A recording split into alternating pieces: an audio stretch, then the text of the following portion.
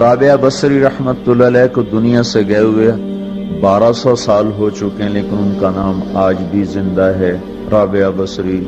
گلگت کی عورتوں کو بھی پتہ ہے رابعہ بصری کوئی بڑی اعلیٰ درجے کی خاتون تھی، پنجاب کی عورت کو بھی پتہ ہے، عرب کی عجم کی عورتوں کو پتہ ہے رابعہ بصری نہ کوئی شہزادی تھی، نہ کوئی ملکہ تھی، نہ کوئی وہ خوبصورت تھی، نہ کوئی خاندانی تھی، بلکہ عورت ہونے کے لحاظ سے ہر عیب اس میں تھا۔ خاندان اچھا ہونا چاہیے تو وہ غلام تھیں، باندی تھی، شکل اچھی ہونی چاہیے تو وہ بدصورت تھیں، کالی تھی۔ پہ چلو شکل بے کیسی ہو، خاندان کیسا، اولاد کے قابل تو ہو، رابعہ بصری اولاد کے قابل بھی نہیں تھی، بانج اس کو کہتے ہیں، جو عورت اولاد کے قابل نہ ہو اس کو اردو میں بانج کہتے ہیں، عربی میں عقیم کہتے ہیں، آپ کی زبان میں بھی کچھ کہتے ہوں گے، ہیں؟ شونی تھی۔ تو اب بتاؤ عورت ہونے کے لحاظ سے کوئی چیز ہے؟ شکل، پہلا تاثر شکل کالی، دوسرا تاثر خاندان غلام، تیسرا تاثر اولاد کے قابل نہیں، بانج ہے، شونی ہے۔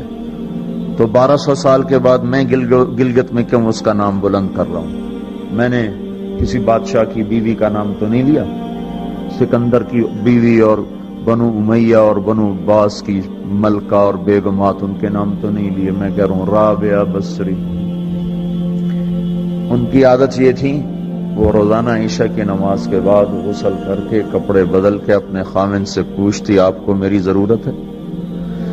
اگر وہ کہتے کوئی نہیں ہے تو پھر پوچھتی مجھے اجازت ہے، وہ کہتے اجازت ہے تو پھر مصلی پہ کھڑی ہو جاتی ہے اور فجر کی نماز تک مصلی پر کھڑی رہتی تھی۔ ان کا خامن جلدی فوت ہو گیا، جوانی میں ہی بیوہ ہو گئی، تو حسن بصری بصرہ کے امام، کیا سارے مسلمانوں کے امام تھے، وہ خود آئے، خود چل کے آئے کہ میں آپ سے شادی کرنا چاہتا ہوں۔ وہ کوئی شادی کا شوق نہیں تھا ان کو، وہ تو اولاد کے قابل نہیں، شکل صرف ان کی نیکی اور ان کا جو اللہ سے تعلق تھا، ان کو یہ لالچ ہوا کہ یہ میری بیوی ہو جائے تو اس کی توفیل شاید میری بخشش ہو جائے۔ تو ان کے پاس آئے، کہنے لگے رابعہ میں آپ سے شادی کرنا چاہتا ہوں، خود پیغام لے کر آئے۔ تو انہوں نے فرمایا میری 4 باتوں کا جواب دے دو تو میں شادی کر لیتا ہوں۔ کہنے لگے کیا؟ کہ یہ بتاؤ میں جنتی ہوں کہ دوزخی ہوں؟ کہنے لگے یہ تو میں کچھ نہیں کہہ سکتا۔ اچھا یہ بتاؤ جب اللہ تعالیٰ قیامت میں اعمال نامے اڑائے گا، کسی کے سیدھے ہاتھ میں آئے گا، کسی کو الٹے ہاتھ میں آئے گا، میرے سیدھے ہاتھ میں آئے گا کہ الٹے ہاتھ میں آئے گا؟ کہنے لگے یہ بھی کچھ نہیں بتا سکتا۔ کہنے لگے اچھا یہ بتاؤ جب اللہ نیکیوں کو تولے گا، کسی کی نیکیاں بڑھ جائیں گی، کسی کے گناہ بڑھ جائیں گے، میرے گناہ زیادہ ہوں گے نیکیاں زیادہ ہوں گی؟ کہ یہ بھی نہیں بتا سکتا۔ کہ اچھا یہ بتاؤ جب لوگ پل صراط سے گزریں گے، کوئی پار نکل جائیں گے، کوئی نیچے گر جائیں گے، تو میں پار نکلوں گی کہ دوزخ میں گروں گی؟ کہنے لگے یہ بھی میں نہیں بتا سکتا۔ تو پھر فرمایا اچھا جاؤ مجھے تیاری کرنے دو، مجھے ان 4 باتوں کی تیاری کرنی ہے، میرے پاس شادی کے لیے وقت کوئی نہیں ہے۔ ایک دن اٹھی، سالن پکانے کے لیے سالن ہانڈی، دیکھا تو پیاز کوئی نہیں، اب پیاز کاٹ کے ہانڈی میں ڈالا جاتا ہے۔ اب پریشان بیٹھی ہیں، نہ کوئی بیٹا، نہ بیٹی، نہ خامن، نہ بھائی، نہ کوئی خادمہ۔ تب سوچ میں پڑی پیاز کہاں سے لوں؟ اوپر سے ایک چیل اڑتی ہوئی جا رہی تھی، اس کے پنجوں میں پیاز تھا۔ جب وہ اوپر آئی ہے تو اس کے پنجے چھوٹے اور پیاز سیدھا رابعہ بصری کی گود میں آ کے گرا۔ جو ہم سے دوستی لگاتے ہیں ہم پرندوں کو ان کا خدمت گزار بنا دیتے ہیں، ہاں جو اللہ سے دوستی لگا لیتے ہیں اللہ دنیا ان کے لیے مسخر کر دیتا، اللہ دنیا ان کے پاؤں میں ڈال دیتا۔ تو جب ان کا انتقال ہوا، رات کو ان کا انتقال، تو اپنی خادمہ سے کہا بس 2-4 آدمی بلا کے مجھے جلدی سے دفن کر دو، کسی کو نہ بتاؤ، صبح لوگوں کو بتا دینا، اور مجھے کفن دینا میری اس چادر میں جس میں میں تہجد پڑھا کرتی تھی۔ تو انہوں نے راتوں رات دفن کر کے صبح اعلان کیا، شور مچ گیا، ہائے کیوں بتایا، کیوں نہیں بتایا، کیوں؟ تو اگلی رات ان کی خادمہ نے ان کو خواب میں دیکھا، سبز لباس پہنا ہوا، حسن و جمال، سورج چہرے پہ چمک رہا۔ پوچھا آپ کے ساتھ کیا ہوا؟ کہا میرے اللہ نے میرے ساتھ بہت عمدہ معاملہ کیا۔ کہا آپ کی وہ چادر کہاں گئی جس میں آپ کو کفن دیا تھا؟ کہا وہ اللہ تعالیٰ نے اتار لی ہے اور مجھے جنت کا جوڑا پہنایا ہے، اور اس چادر کو اللہ نے سنبھال کے رکھا ہے، جب قیامت کے دن میری نیکیوں کو اللہ تولے گا تو اس چادر کو بھی اس میں تولے گا۔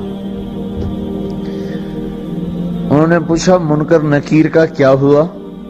سوال جواب ہوتا ہے نا، منکر نکیر آتے ہیں، ان کا کیا ہوا؟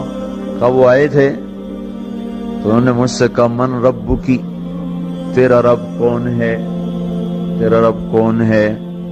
تو میں نے منکر نکیر سے کہا جس اللہ کو 40 سال نہیں بھولایا اس کو 4 ہاتھ زمین کے نیچے آ کر میں بھول جاؤں گی۔